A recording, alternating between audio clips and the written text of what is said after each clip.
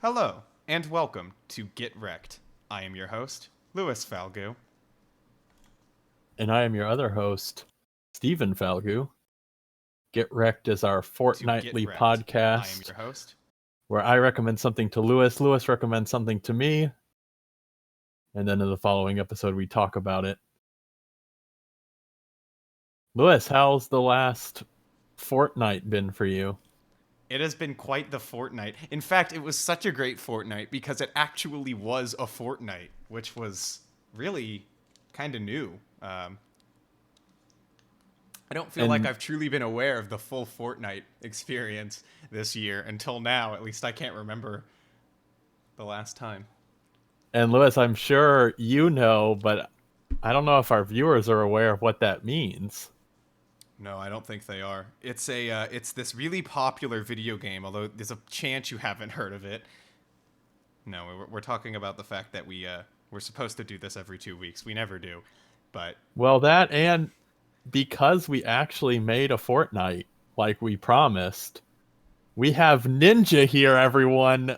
The famous Fortnite streamer Ninja. Welcome to the show. oh, Louis, oh shit! again, Did somebody cut his mic? oh, oh man. Wait, Steven, did you?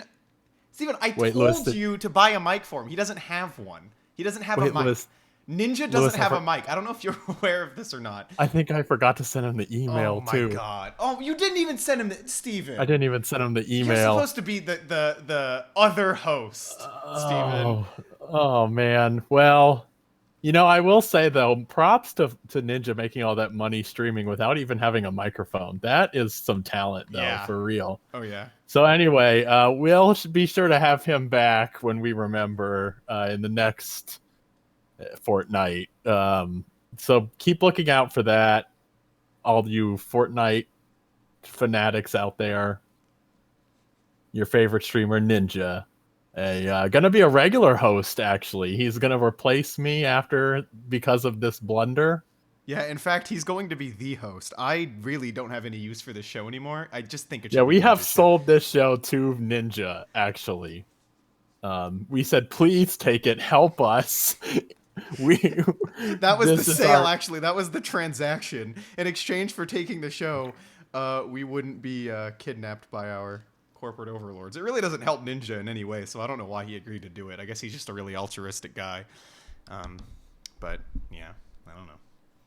Anyway, do you think we're ready to begin our show without Ninja, sadly, with what I recommended to you last time, Steven? Yes, Lewis. And what was that? It was the album 20 Jazz Funk Greats by Throbbing Gristle, which is, like I said last episode, 20 Jazz Funk Greats by Throbbing Gristle. So I'll let Steven talk about it. Now, what I think is interesting about 20 Jazz Funk Greats by Throbbing Gristle is that I don't think there are any jazz funk greats on this album. You got bamboozled, Steven. I got bamboozled. You were And Louis, fooled. I went into this album. I had my pimp suit on. I was ready to get down to the boogie beats, and here I was bamboozled. Classic Louis, audience members, always Fooling Steven bamboozling again. me. Always making the big fools, the big jokes I really on got the gaffer, if you will. I really got hornswoggled on this one, Louis, and I'm not gonna forget it. Okay.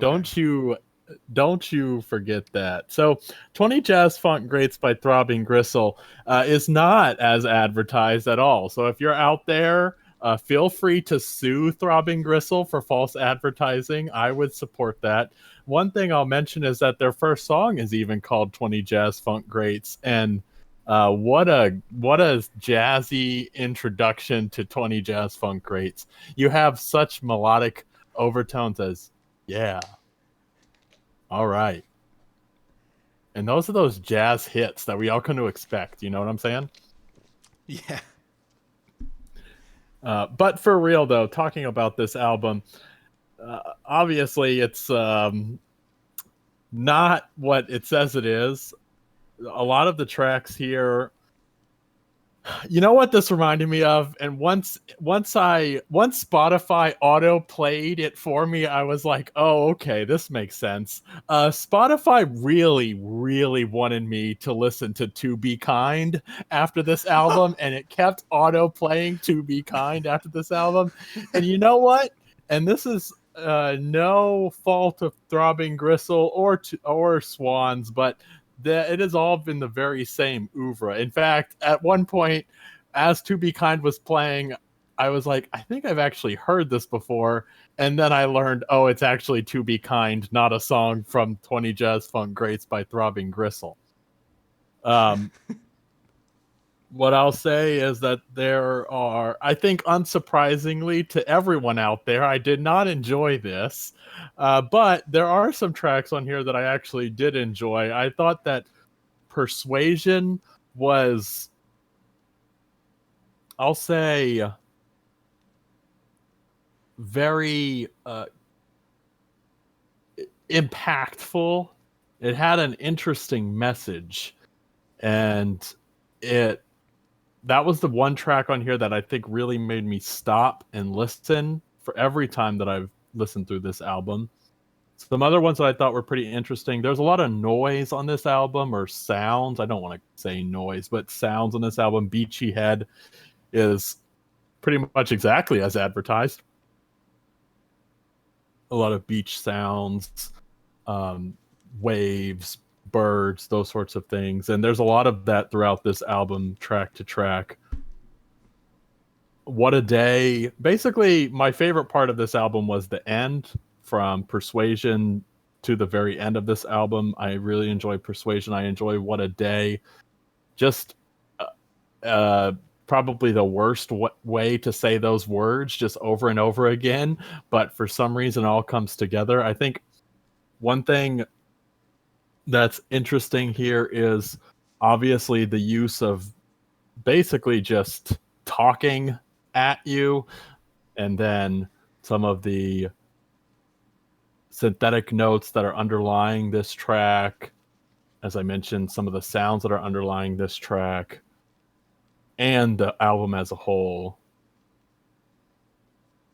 But with all that said, nothing about this is jazz. Yeah, so I think I'm gonna have to give it a 0 out of 10 because this was not 20 Jazz Funk Greats, and I'm really upset. Well, it was 20 Jazz Funk Greats, but it wasn't 20 Jazz Funk Greats. But it wasn't 20. Yeah, if I went to the store and I was looking for, now that's what I call 20 Jazz Funk Greats, and I picked this up, I would be sorely disappointed. Yeah, for sure.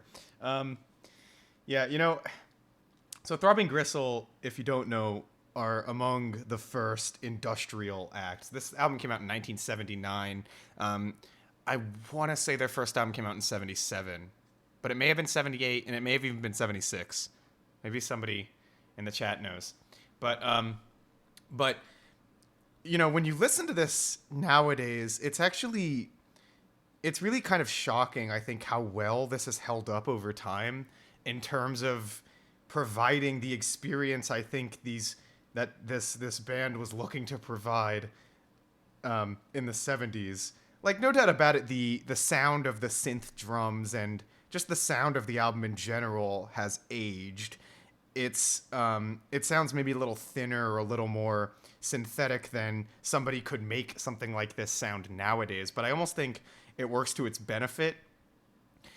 Something that's so cool about this album to me is, like, this album seems like the band was doing every single thing imaginable to make this album as dull as it could possibly be, which is a funny subversion on the title, but it's also actually a pretty interesting artistic decision. Like, take the track Hot on the Heels of Love, for example, which from the title you would expect this, like, sultry kind of, like, especially with the name of the album, but just the title of the song, like, this sultry kind of, like, sexy track, but it's, like, so not.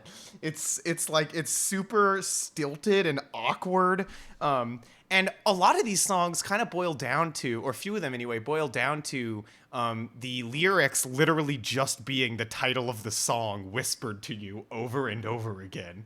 And it's so, like, it's so dull. It's just so drab. But like, it's so weird that I could use those words in a positive way. But that's what I think's so cool about this record is that it actually like uses that as a musical goal.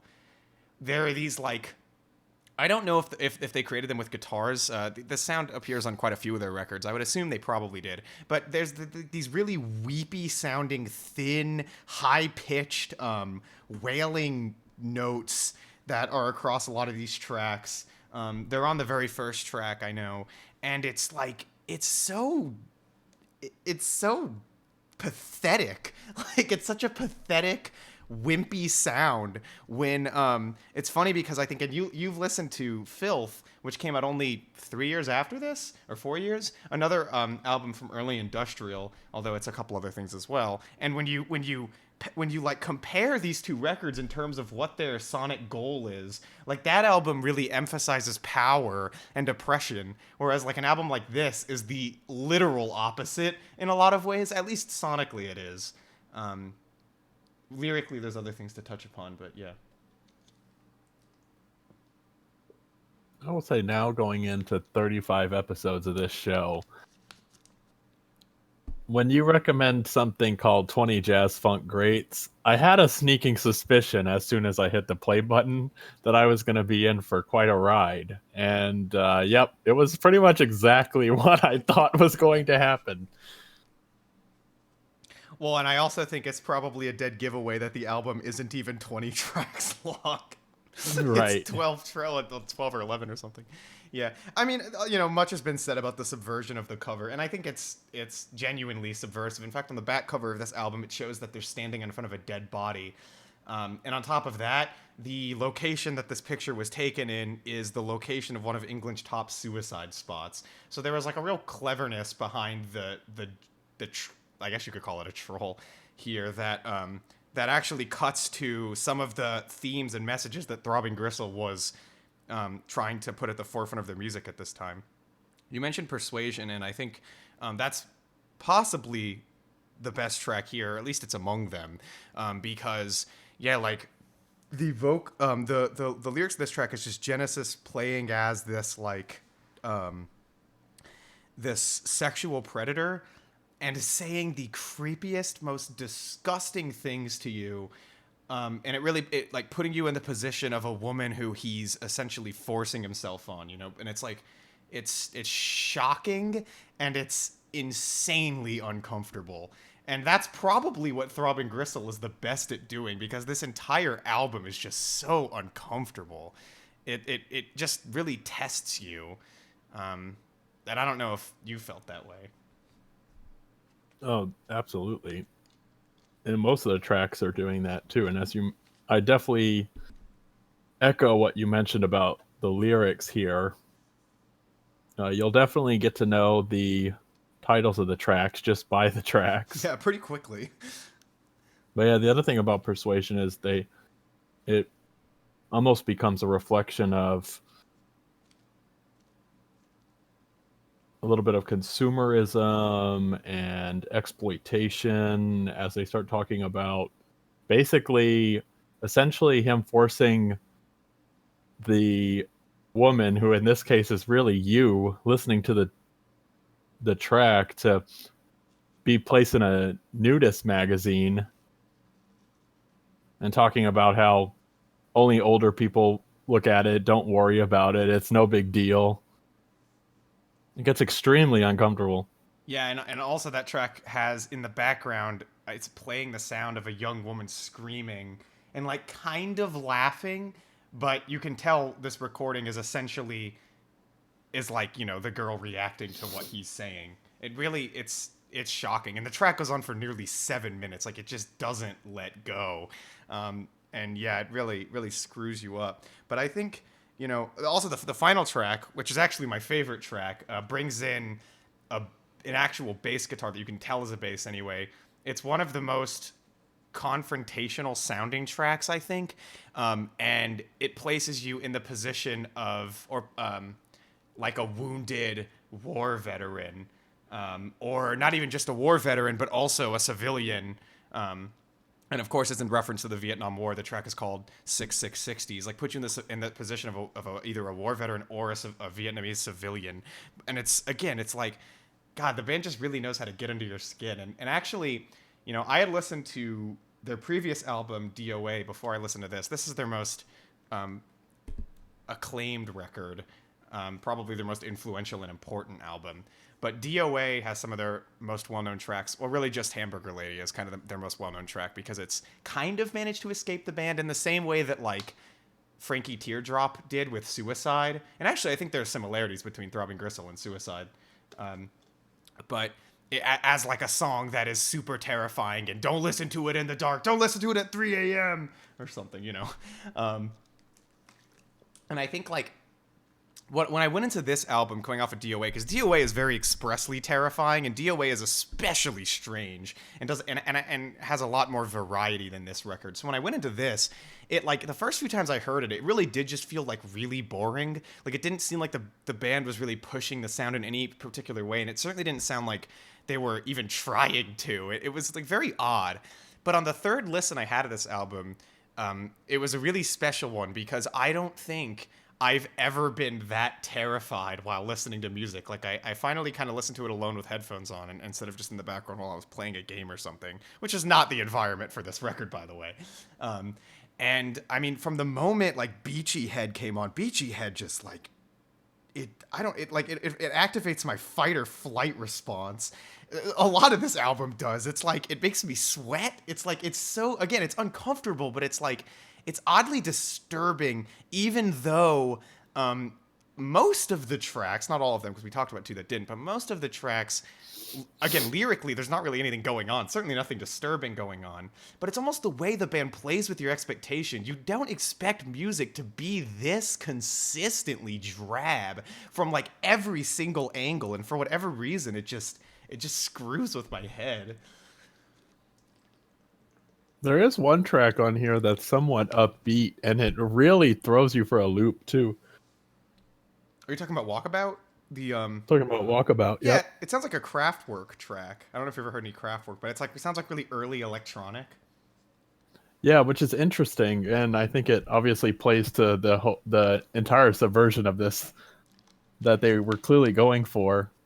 But it's also, going back to what you said about kind of that early synthetic. I mean, a lot of these sounds are very mechanical, industrial, obviously. It's interesting to see them try to take on something that's somewhat more engaging or upbeat in a track in an album that you mentioned is incredibly drab and dull. Mm-hmm. So they have one jazz funk great, as I guess what I'm saying. It's definitely jazz funk. Actually, maybe they kind of missed the opportunity to throw a jazz funk track at the end so that everybody who bought this, like, because they wanted to actually hear jazz funk greats, would never finish it and would never realize there actually was a jazz funk great on the album. I feel like that's a real missed opportunity, but... Or you take it even further and you release that as the single, get it some radio play. Oh, that would have been great. Yeah, but I really do find this album profoundly affecting. There's Suicide may be the only other album that's ever affected me in the same way as this for the whole runtime. And yeah, there is Walkabout, and Walkabout provides levity, which is great for the album. I think the album deserves at least one moment of that, especially if it is going to be so drab and dull. It's nice of them to give you reprieve. And they give you it at just the right moment, too. If I'm not mistaken, that's the follow-up to Persuasion, I think, right? I think.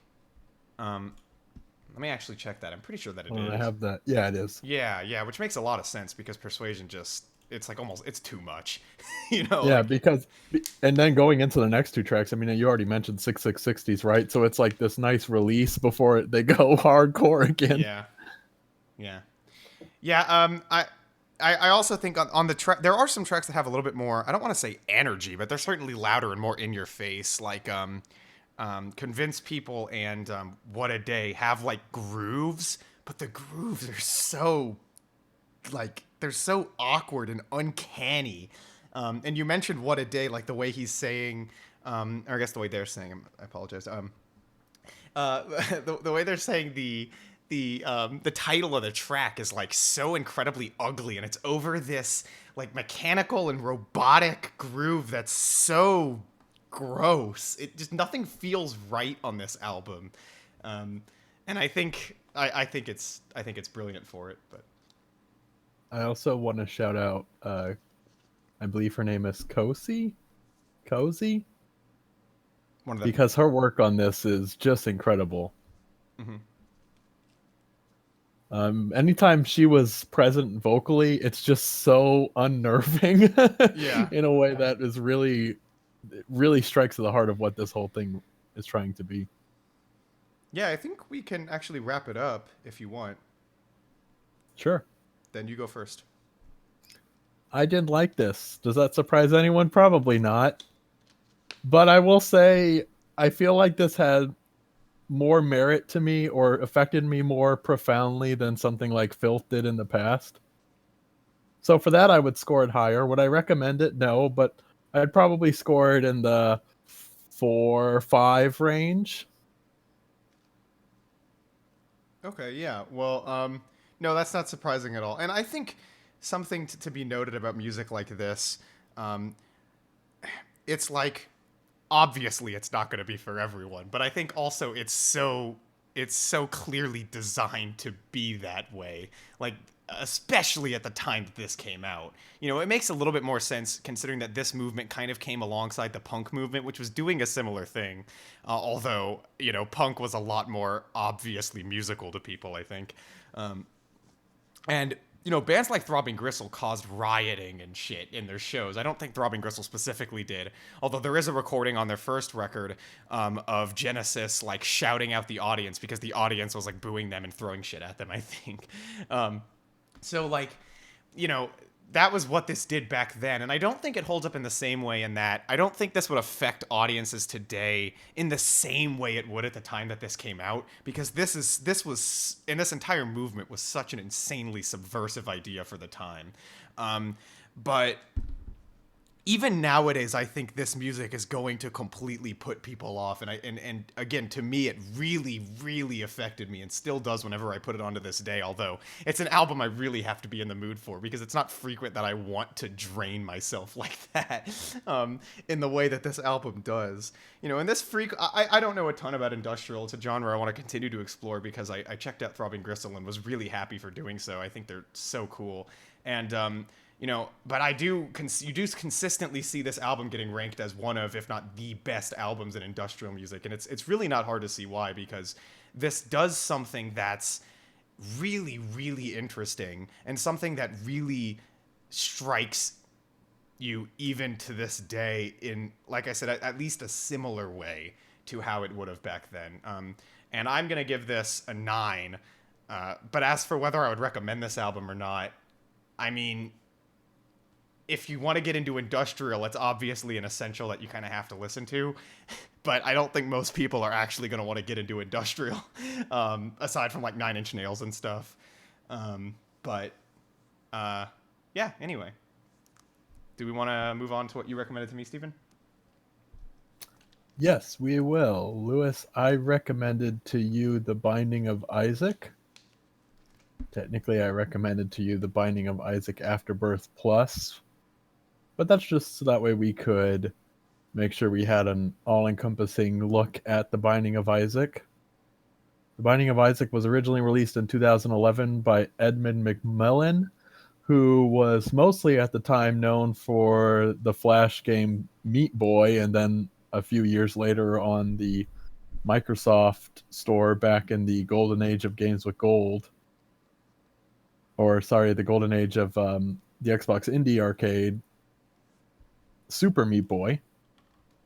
Essentially, Binding of Isaac was a game that came out of a game jam, which is essentially just a weekend of nonstop development where he kind of challenged himself to create a roguelike game in that time period. And then after the game jam, he decided to release it really a complete surprise announcement. Honestly, it just kind of dropped on Steam one day, and here we are. Yeah, and to be specific, this is kind of the first time we've done something quite like this. But within Steven's recommendation was kind of every version of this game. You know, technically, Binding of Isaac Afterbirth Plus, which I think is an extension to Rebirth, right? Yeah, it is. Yeah, which came. I think Rebirth came out in 2015. It says 2017 here. That's for Afterbirth Plus. It's basically a remake of the game. It's almost like a DLC, but it's not a direct extension. It's a separate game. But it's really the same thing, just with more content. Although there are some differences that I think we can discuss. And to Go be ahead. clear, Edmund McMillan actually developed both versions of the game. Essentially, The Binding of Isaac Rebirth was his original vision for the game, and after some years of the success of the original Binding of Isaac and then getting a independent publisher, he was able to create The Binding of Isaac Rebirth, and now all the way down to then Afterbirth, and now Afterbirth Plus. Essentially, there's a ridiculous amount of content for this thing. Yeah. So Binding of Isaac has been one of my favorite games ever since I first touched it. I don't even know how long ago. I was really into Super Meat Boy when I finally got around to playing that game, and probably around 2011. And that game's another one of my favorite games that I've actually played all the way through like 4 or 5 times now. I really like Super Meat Boy.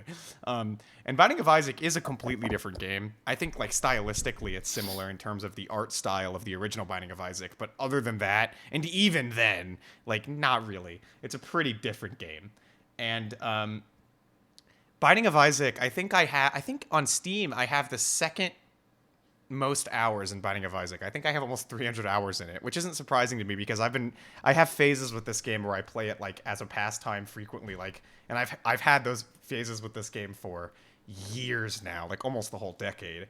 And you know, a game that can be that replayable, there's always something to be said for that. And I think the reason that it is that replayable is just because every time you play this game, you're going to get a slightly different experience, but you're still working towards the same goal. You still know where you're going every time. So it's, you know, because every floor is randomly generated ish. I mean, there's like basically a certain amount of room types, and they're cycled through, and the rooms, the way they go off each other, the layout of the entire floor is also kind of randomly generated. So really the possibilities are pretty much endless here. And also with the DLC to Binding of Isaac, which whenever I talk about the original game, I'm going to be talking about the full version with the DLC, Wrath of the Lamb. That adds even additional floor types as well on top of it. So it's like it's a very structured experience, but it leaves a ton of room for additional exploration every time, and new kinds of items, layouts, and new combinations, and you can test out different things. And that's kind of what makes this game so fun and so replayable. But the other thing is that the game is genuinely quite difficult. So, you know, the likelihood you're going to beat it every time is low, which means it only kind of ups your incentive. And so for a whole number of reasons, like, and also the game just plays so well. It's so satisfying to play and to clear rooms and things like that. It's just, it really is one of the most replayable games that I do play anyway. And now with getting all the way to Afterbirth Plus, the amount of content in this thing is just astronomical. Oh yeah.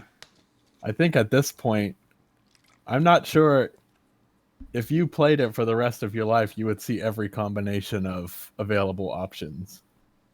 You might see everything individually once, but there's so much going on here with all the random number generation. Yeah, probably not even in the original game could you see all of that in your life. And now, you know, Afterbirth has just extended it to such an astronomical degree. It's just like, it's insane.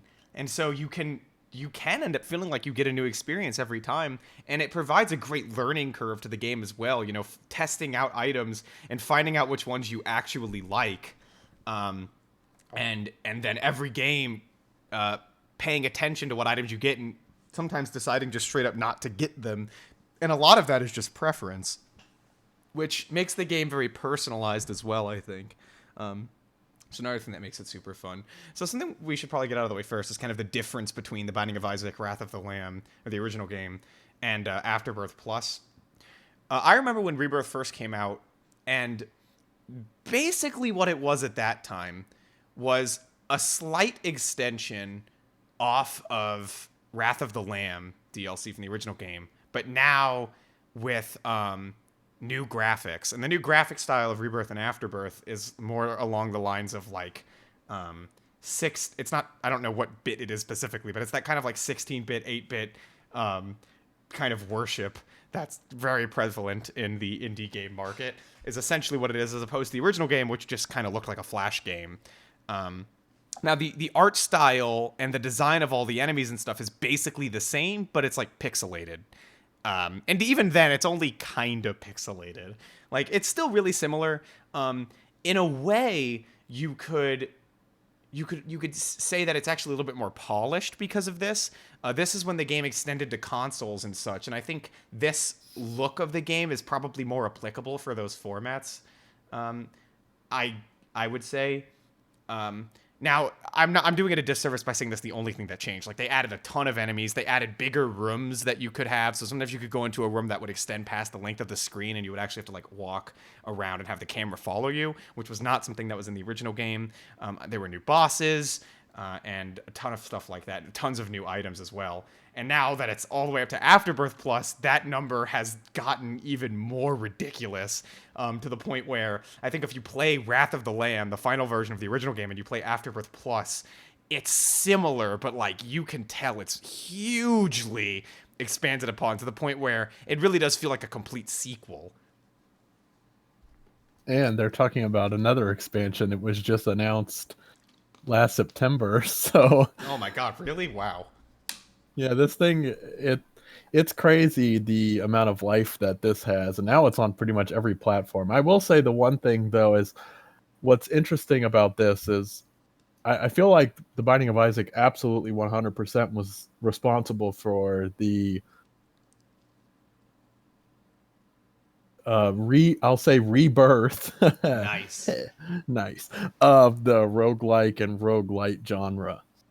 And now there are so many games, especially independent games, that have cited Binding of Isaac as a direct influence. And there are so many games that utilize that same mechanic. Essentially, what that means is you go in, as we talked about already, everything's pretty much randomly generated, from the room layout to the weapons that you might encounter to the bosses. But essentially, it's a run-based game. So at any time, you could die, and if you die, you start from the very beginning. Now, often, what a lot of these games will do, and Binding of Isaac, the reason why a lot of them are often called roguelikes or roguelites, are because essentially every run that you complete unlocks additional content for you. In Binding of Isaac, you have more characters that you can play as, but also any items that you encounter, you'll learn information about them, and then they'll be freely available, as well as sometimes, depending on performance or certain activities triggering, new items will actually be present within the landscape of items that you can encounter. There are so many games now that use that same or similar formula, and it's not anything that was necessarily new at the time, but because of the success of this game, it's something that I feel like really was reinvigorated. Yeah, and I mean, it's a formula that really works too, right? Like, for one thing, a full run, actually getting to an end of a run, isn't that long. Like, Well, now is it? I haven't been able to do a full run of Afterbirth Plus, so I don't know how long it lasts, but yeah, well, now you fight a main boss, then you fight another boss, then you go well, that's to how it the was in the original. church. I know, then you go to a church, then you go to a hell, it's like 7 different layers now Yeah, of well, endings. if I remember from the original game, the progression was you went from the basement to the caves, and all these have variants, but you went from the basement to the caves to the depths to oh shit, what was the next one? I'm already forgetting. I think because the depths is where you fought Mom, if I'm not mistaken. No. Oh shit, I don't even remember. I've actually forgotten the fucking layout, even though I was just fucking playing it. Well, anyway, the point is, like, there was a number of floors you went to until you fought Mom, who was the final boss, until you beat her. And then the next final boss was Mom's heart, until you beat it.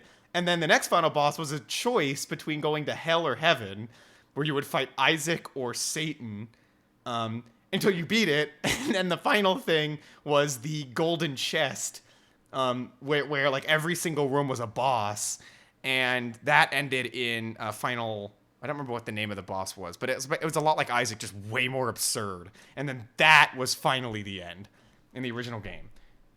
And a run from beginning to end usually didn't take an hour, but it could. But that was the thing, is like you end up dying before you get to that point so much that it just becomes so replayable. You can spend so much time on it. But what's so cool about it too is that, like I said, like you had to beat each one of these final bosses to discover there was something more. And I think for the golden chest, I don't remember how you had to do it, but it was a lot of work. And like it was a lot of beating of runs and specific things you had to do to actually unlock that as well. Same thing, I think, with getting Mom's heart, which you had to beat like 9 times before you could even see the variant of it, where you had to actually beat it to get to the heaven and hell stuff. And aside from that, you also, like you said, you perform actions or pick up items that end up unlocking other items and also characters, which makes the game feel like there's an actual sense of progression beyond just every individual run that can keep you coming back.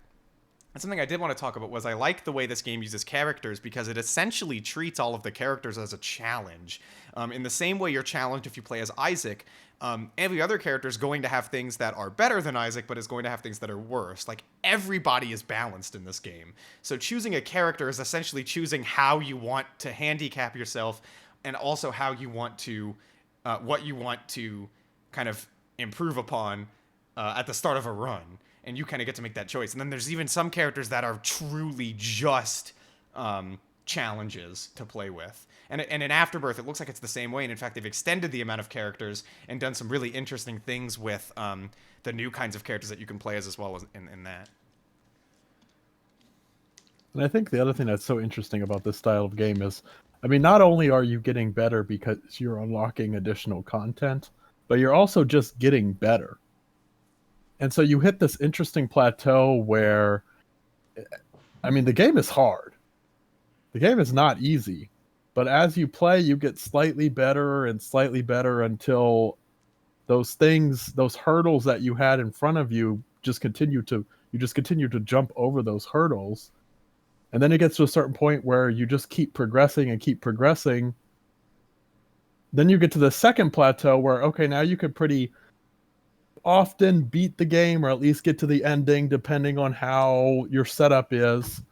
Then there's this plateau of, okay, now you can beat the game even when you don't have that great of a random setup. And then there's this plateau of, okay, now you get to this point where runs take a little shorter each time, because you've gotten so much better at knowing what it is you take, how many rooms you need to clear to advance yourself to a point where you can win. And I think that's one of the things that makes games in this genre, but specifically Binding of Isaac, so good.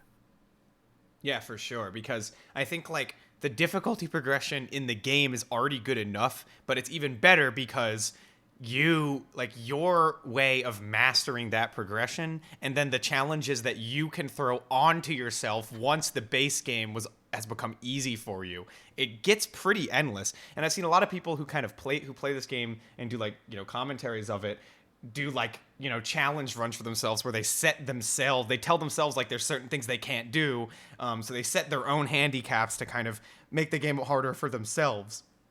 And again, it just gives you so many options to play this game the way you want to, without limiting the actual difficulty of the main experience, which is something that I think makes this game so easy to come back to time after time. Something I wanted to bring up. Speaking of, go quickly, speaking of commentary, there are people who are still consistently almost dedicated Binding of Isaac streamers, and it is now 8 years since this game came out, and that's something that I think is kind of speaks for itself, really. Yeah, it's funny that Sweatshop here has just asked if the game has a story, because I was just about to get into that. The game's story is pretty light. It's basically that Isaac has a overzealous Christian mom who is like fundamentalist but also a murderer, and she locks him in the basement, and he has to find his way out and eventually kill his mom multiple times. It's very bizarre. But what I really like about it's not just the story, it's kind of the surrounding aesthetic and presentation of this game is that everything is so grotesque and disturbing, but like comically so. You know, like, yeah, everything's really, really fucked up and really gross. And this is actually what I like about the original Binding of Isaac more than I like about Rebirth, because this is something that purely comes across in the art style and the graphics of the game that I think the pixely kind of thing has taken a little bit away from. Not a ton, but just a little bit. Is the sense that like it like is this sort of really great sense of humor, I think, in the way everything looks and the way everything's designed. Like when you see something happen, like a boss loses an eye, or just some crazy shit, or a boss pisses himself, or just something ridiculous like that, it's like, instead of being super gross, it's just funny, because it's just like, what the fuck, you know? Like, why would you go to that level? And what I noticed when I was compiling this thumbnail, this game, Afterbirth Plus anyway, has an M rating. I did not know that. and that's crazy, but it makes sense because the game has like all this play with like gore and all this kind of stuff, and it's very funny, but it's Yeah, absurd. one character is literally just a vagina. There's a lot of piss and poop. Yeah. Especially in Rebirth and Afterbirth really upped the ante on the piss and poop stuff. I think there's now a boss in Afterbirth which is literally like a poop that shoots corn and stuff. It's like, really? It's gotten a little ahead of itself in some ways, but I think the original foundational idea here was just really great and really silly, but like when you call it silly, you have to make sure you mention that it's super fucked up. The whole story behind this thing is fucked up as hell. The main character you play as, Isaac, constantly has tears on his face. And it's just like, oh my god, you know? And Edward had mentioned that the story of this game was kind of a reflection of his childhood. He was just always surrounded by piss and poop, and he was crying all the time. Nice. No, the fundamentalist mom thing specifically. Yeah. So one thing I do want to talk about really quick is the transition to Afterbirth Plus, because as you mentioned, graphics overhaul, more content. I feel like there's a issue with this game now, which is that, well, one thing that I have felt is a minor gripe for me now that they've added those, and you mentioned them, large scale rooms where the camera actually tracks you. The issue with that is that oftentimes you have now enemies who are off screen hitting you, and you can't even see them. Yeah. And that's an issue in a game where you most of the time only have 3 health maximum. Yeah, well, you start off with it, yeah.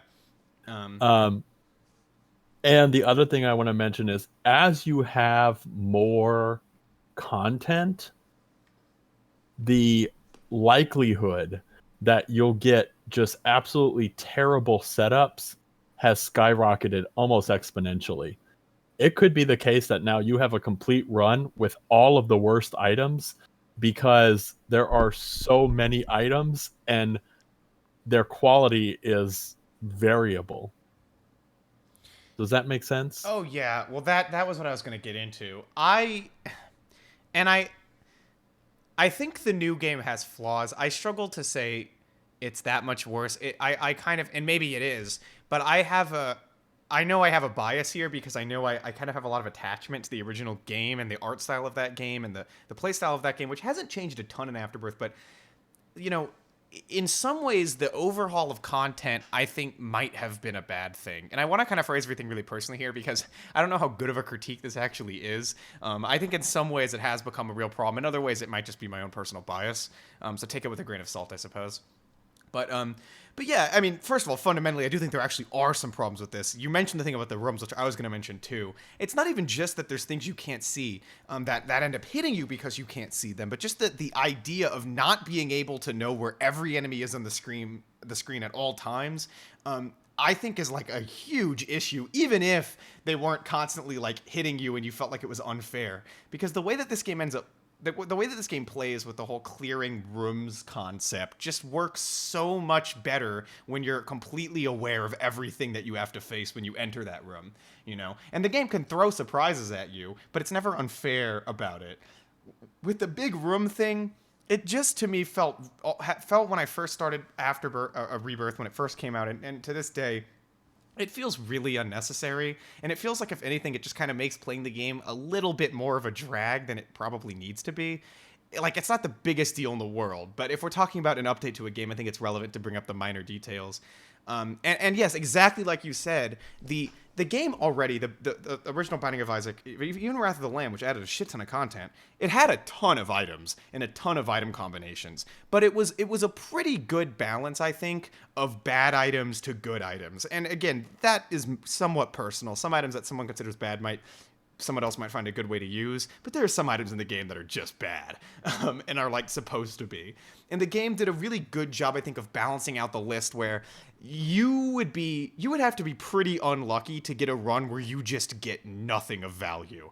Like, it could happen, but it didn't happen very often. But when you play like Rebirth and Afterbirth, you are completely right that, like, because the number of items has expanded like exponentially, it's just ridiculous how frequently your item combinations kind of suck, and it's also ridiculous how little of the time you actually get an item combination that you're really, really happy with. Whereas in the original game, because of the lower amount of content, one, it made it easier to memorize the items once you've played enough, but it also gave you more of an opportunity to customize your item layout within a game because you had a greater likelihood of getting stuff you'd actually want.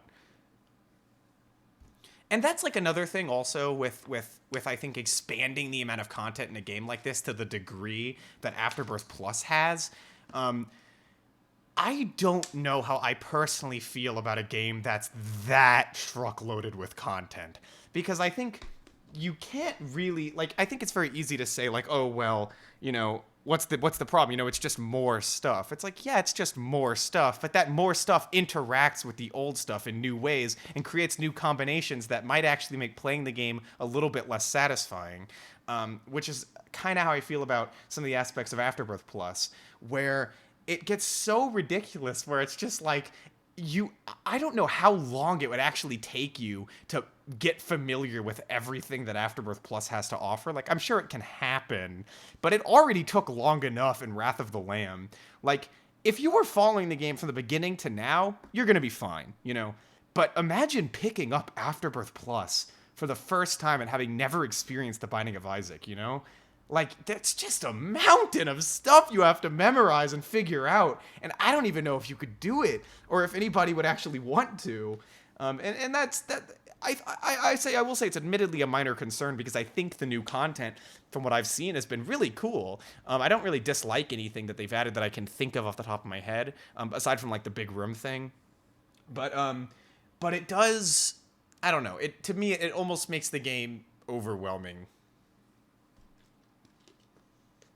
And for a lot of people, this really would be the first way that they would experience it, because this is kind of the first wave of Binding of Isaac that's not just on PC. Yeah. So. Yeah, and it's on the Switch, apparently, which I found out when I found that image. That's weird. But also, like, yeah, that tells you there's new audiences that are playing this game for the first time, and yeah. It's amazing on Switch, I will add. It's too expensive, to be honest, but it's such a... Every single roguelike, if there's a roguelite or a roguelite and it's on Switch, that is the perfect platform for that type of game. I could imagine, yeah. This would be a great handheld game in general, like... Because and the other thing what's really... Yeah, and the other thing that's really nice about having it on a handheld is you can just sleep the handheld and pause your status in your run, which is just a small, really good addition. Okay, do you think we're ready to wrap it up on this one? Yep.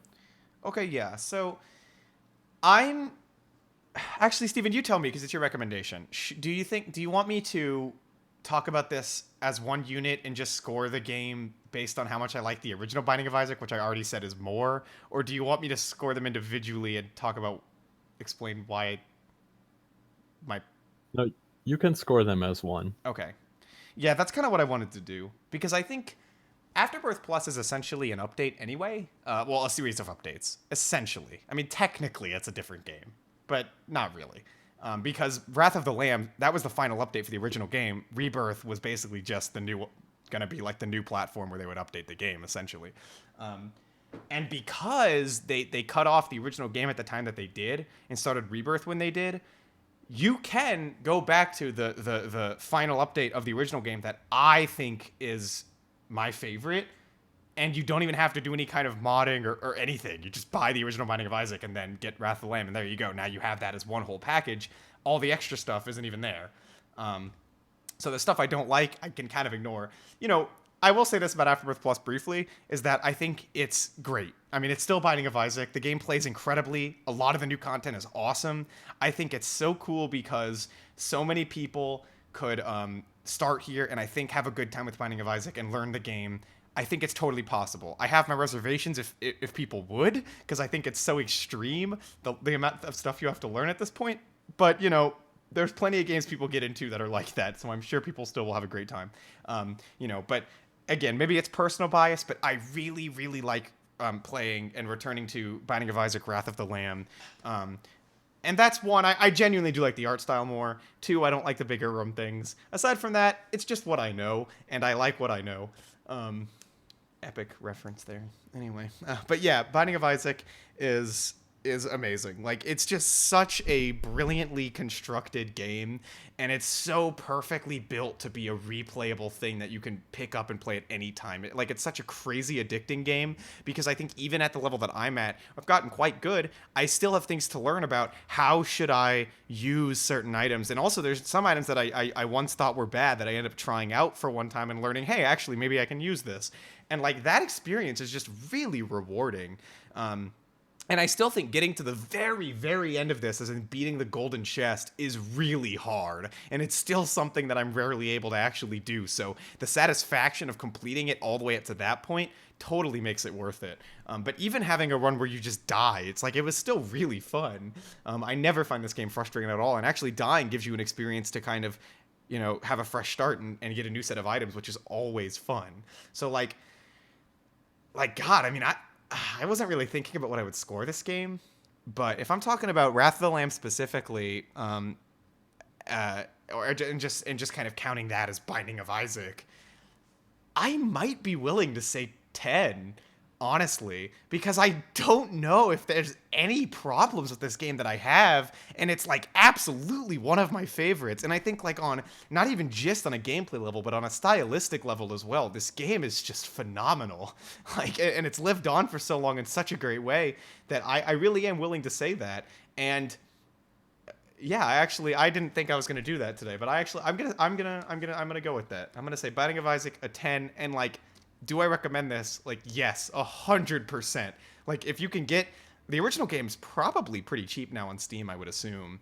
I don't know what it runs for with Wrath of the Lamb. You say Afterbirth Plus is expensive on Switch anyway. I have no idea.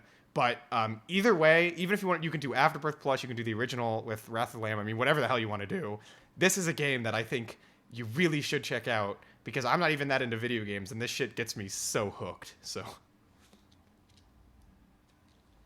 And I actually have to agree. I give this a 10 as well. This is one of my favorite games. I don't know if it makes my top 10 of all time, but it's close. And the amount of hours I put into this game is just ridiculous. And it's really simple. At its core, it's very heavily inspired by Legend of Zelda, obviously. And yet it's so addicting and so easy to pick up and just play for a little while and continue to go back to. So I definitely recommend it. Yeah, and I think the final thing I want to say is, and you brought this up as well, like the fact that this has maintained a presence for this long really speaks to the replayability of this game. And, you know, that I think is by design. I think you don't just accidentally stumble upon replayability like this, you know? Like, there's so many conscious decisions they put into this game that made it this way that I think is just really something that you should really be able to appreciate, you know? So anyway, we should probably get into the recommendations now, but I will go first, Steven, if you don't mind. Steven, I would like to recommend to you an EP, which I've never actually done. I don't think you've done either. No, we've never reviewed an EP on this show. Steven, the EP is Scary Monsters and Nice Sprites by Skrillex. And that is my recommendation. Okay, and Lewis, I recommend to you the Netflix original series Stranger Things. I want to recommend you season 3, but I feel like it would be hard to just jump into that, so I will recommend to you season 1 of Stranger Things. All right. And I guess that makes the show. Real quick, if I'm allowed to plug myself a little bit, which I should be because it's my channel and half my show. And if it's half my show, I get half the rights to do this.